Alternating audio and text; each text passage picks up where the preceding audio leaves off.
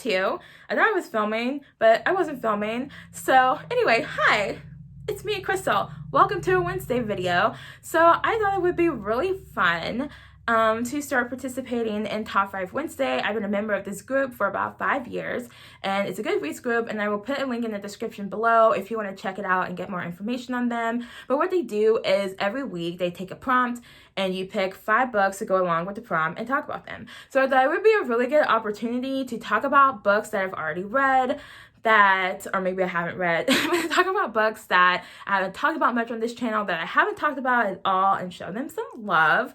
So yeah, let's get started. So I'm going to read off the screen. So the prompt for this first Wednesday in March 3rd, is Star of the Show. Some books warm your heart so much that you wish you could hop right into the story as a character. If you had to be the main character of 5 books, which would they be?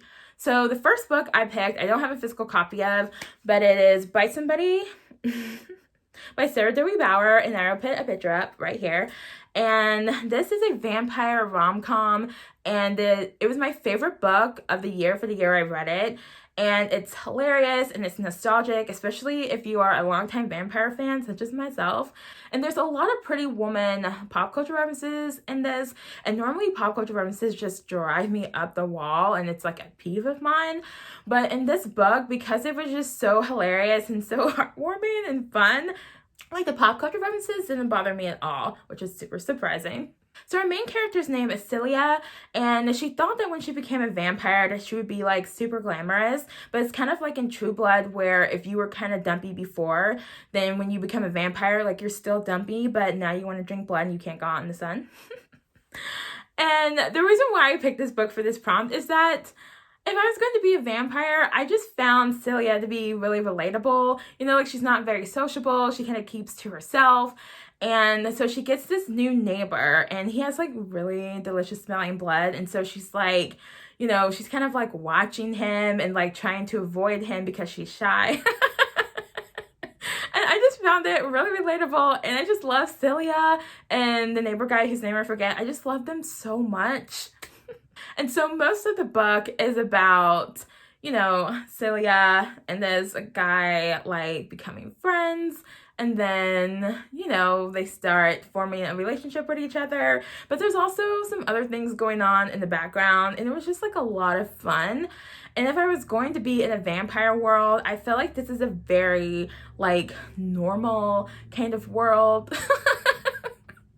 And it just felt very grounded and realistic, but also very nostalgic and fun. And it's not intimidating vampires. I mean, like, you know, yes, you know, she's stronger and, you know, you get some vampire powers, but it felt very, like, grounded, you know?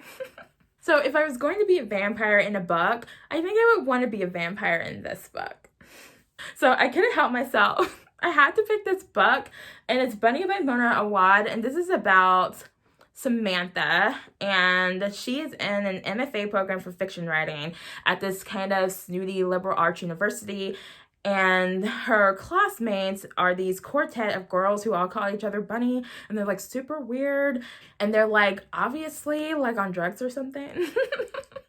And this is like a horror with like supernatural elements, and it's extremely weird. And so the reason why it's kind of a spoiler, so if you don't want to be spoiled by this book, then like skip ahead a little bit. So I'll keep this book in frame, and when I set it down, I'll be done talking about the spoiler. But the reason why I want to be a main character in this book is kind of a spoiler.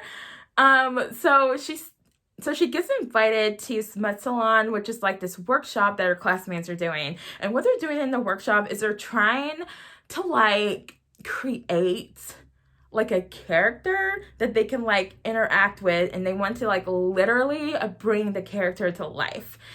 And I just think that it would be really, really fun to experience that and like try that out. And it's like obviously it's like really dangerous and like really trippy, but I just think it would be like really fun if I was going to be in a book. I mean, like, it's not real, it's a book, right? If I was going to be in a book, I just think this would be like a really fun thing to try, to see if you can bring like literally breathe life into your imagination. I just think that would be just so wild and trippy and fun. Next, I picked Every Heart a Doorway by Shauna McGuire. So this is about basically a home for people who have been to a portal world, and then they come back to this world for whatever reason, and they're having a hard time adjusting. And so this is kind of like a place for them to go where they can be around like-minded people and people who have experienced the same thing, and maybe they can get help moving on, or maybe they can get help finding their doors again so they can get back to these portal worlds that they feel like are just perfect for them and where they perfectly belong. And not that I want to go to this kind of death world that the main character in this book has gone to. I more picked this book because it's the only book in this series that I've read so far. I picked this book more because I want to go to a portal world in general. And again, if you're experiencing it in the book, then it's like totally safe and it's fine. I just think that that would be really fun. I would love to do that. I would love to go into a portal world and have an adventure and probably come back because I'm kind of a homebody.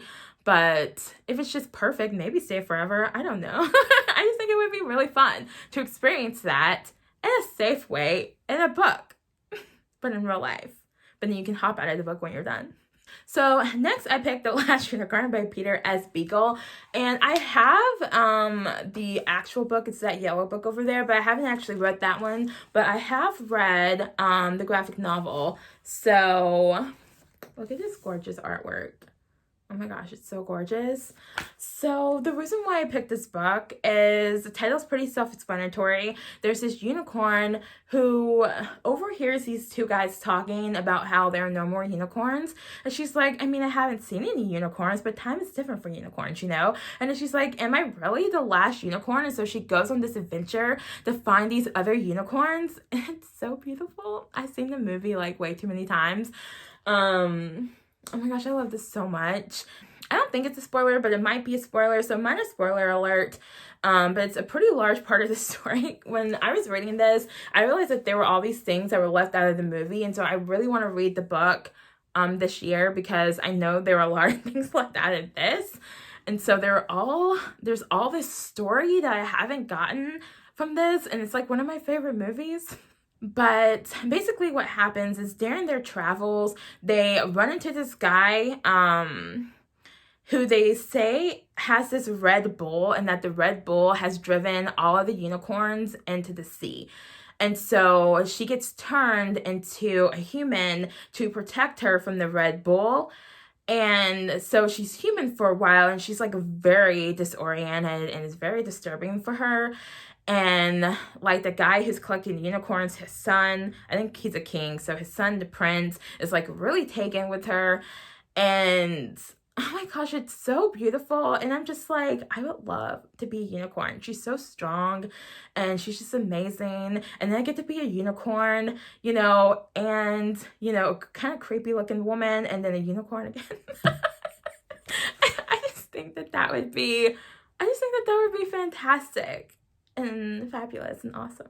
So the last book I picked is The Wicked Deed by Shay Earnshaw.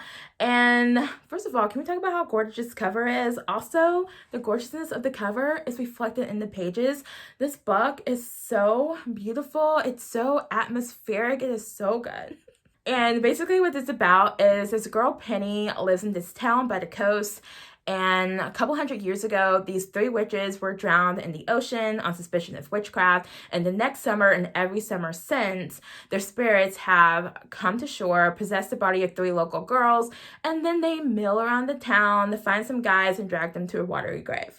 So if you've read this book, you might think, why would you want to be a main character in this book, Krystal? What's wrong with you? But the reason why I picked this book is because of the atmosphere. Like, Penny lives close to this orchard, and like, it is so visceral. Like, when she is walking through this orchard, like, I feel like I'm walking through the orchard, looking at these beautiful trees and smelling the fruit. And I just want to be here so bad. I just want to live in this world for just a little bit, like just get a little taste of this world. And it's so relaxing. I mean, like, yeah, there are witches milling around in the bodies of 3 girls, so do like you really know who you can trust? Do you know who these witches are, you know? And so Penny is working with this guy to try to find a way to break the curse, and you know, that's a very noble pursuit. And the curse that will keep the Swan sisters, you know, from coming ashore and killing people during swan season. And then I get to be in this beautiful town, and it is so gorgeous. Like, the writing was gorgeous. I was just so in love with this book. And that is why I picked this. Not necessarily, you know, because you want to experience what Penny experiences, but because I get to being the main character in this book means I get to be on this island that Penny lives on, and I get to mill around this town that's, you know, just so atmospheric and beautiful and, you know, full of history. And yeah. So that's all for this video. So I'm looking forward to doing more of these prompts because, like I said, I think it'll be really fun to talk about some books that I don't get to talk about so much. So let me know if there's a book that you would just love to be the main character of. Would you like to be the main character in any of these books? Have you read any of these books? Have you read The Wicked Deep? Do you love it? I love this book so much. So I will see you guys in the next video, and I hope your month is going really well so far. You know, all 3 days of it. And I'll see you in the next video. Bye.